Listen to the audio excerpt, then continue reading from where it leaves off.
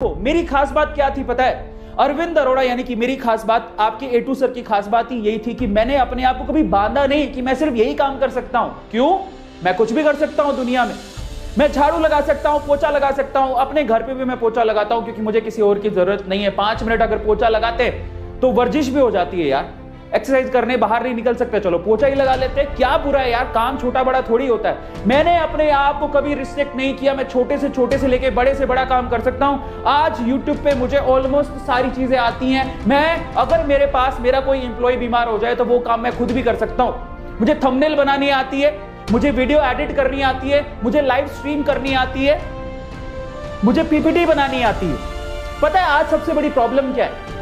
आज लोगों की सबसे बड़ी प्रॉब्लम है, वो ये कहते हैं कि मुझे तो साहब यही काम आता है, इसके अलावा कुछ नहीं आता।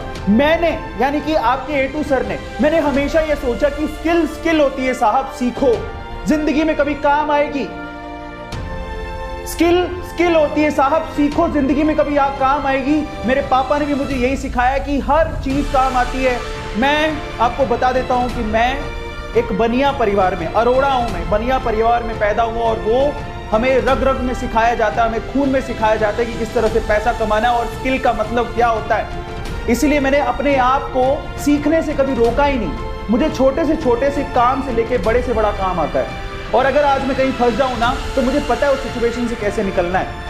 इसीलिए आज मैं इतना कामयाब हो पाया, इसलिए मैं आज इतना समझ पाया, इसीलिए आज मैं यहाँ पर पहुंच पाया। और आज मैं आप लोगों को कहता हूं कि आज वक्त है अपनी सोच को बदलने का और अपने आप से ये कहने का कि काम छोटा बड़ा नहीं होता।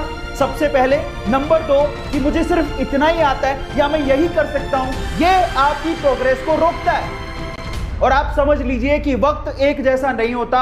कोरोना ने सबको शक्ल दिखा दी। आप खुद बताओ कि क्या यह सच बात नहीं है? कोरोना ने सबको शक्ल दिखा दी, क्या यह सच बात नहीं है?